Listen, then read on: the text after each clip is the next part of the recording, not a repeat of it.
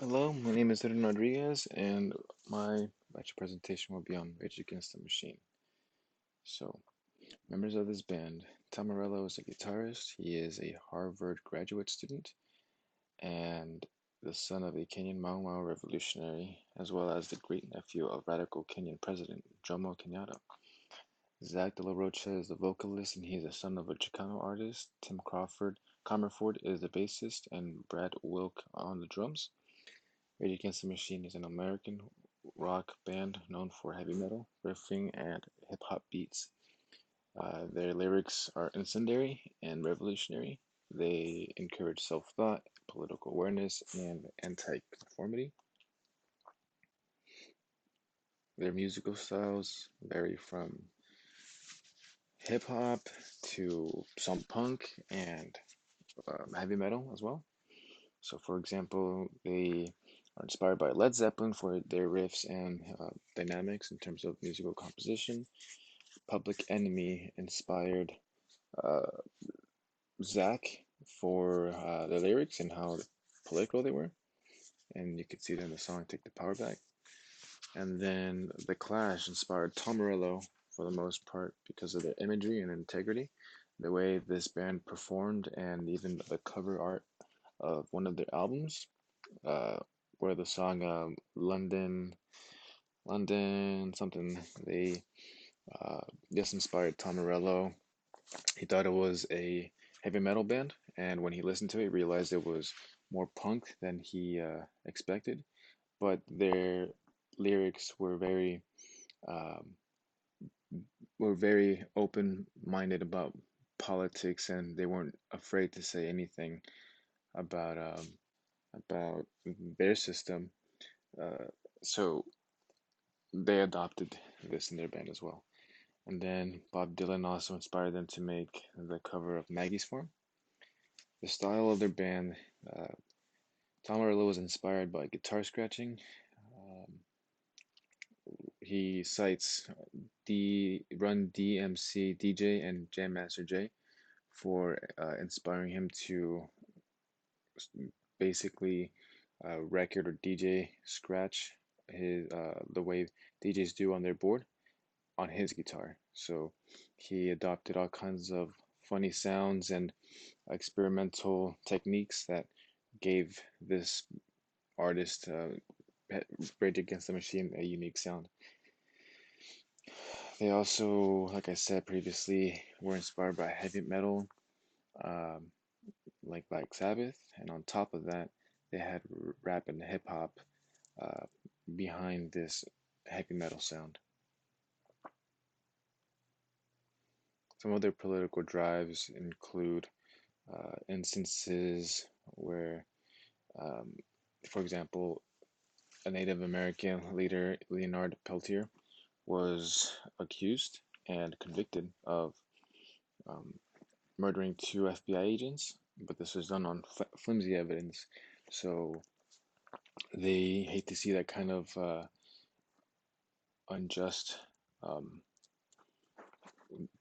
government judiciary system, and they speak on it. You'll see that they advocate for a lot of uh, wrongly convicted um, people, and also they were inspired by the um, the LA riots that were followed by the beating of Rodney King. And they also, in their music, discuss inner city matters like corruption, corporate malpractice, institutional discrimination. Even their self titled 10-track debut album dealt with poverty, the abuse of power, and injustice as well as oppression. Some other political lyrics include uh, lyrics from the songs Killing in the Name of, Freedom, and Know Your Enemy. So, in Killing in the Name of, there's a really popular outro verse where um, Zach says that first line 16 times before he says the very last line of the song, which you can see there. And this is very anti-conformity. If the government doesn't listen to the law, then why should we? And this is kind of inspired by uh, people like Frederick Douglass, who once quoted, "The moment I became free was not when I physically released from my chains. The moment became free was when Master said yes and I said no." And another lyric is, "Some of those who work forces are the same that burn crosses."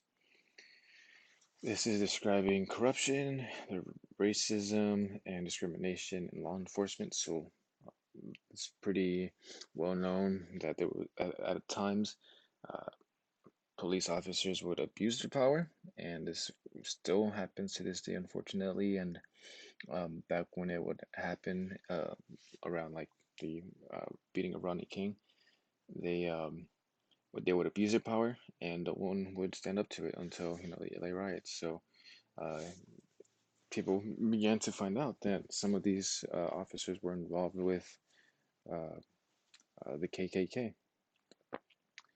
And then song Freedom involves a lyric saying, "Brother, did you forget your name? Did you lose it on the wall playing tic-tac-toe?"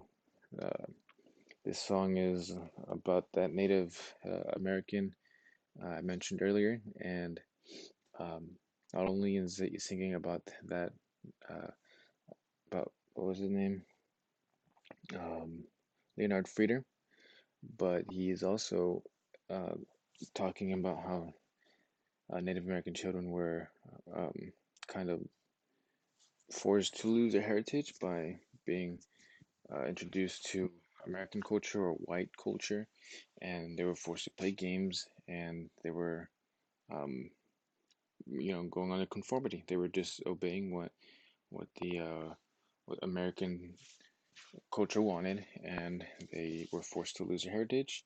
And in this song, Zach is saying that uh, bring, they should become self-aware and realize that what's more important is to keep the heritage rather than losing it through these little mind games um, that the American system wanted for them. Another song is "Know Your Enemy," very popular one on their first album. This song says, "Something must be done about vengeance, a badge and a gun, 'cause I'll rip the mic, rip the stage, rip the system. I was born to rage against them."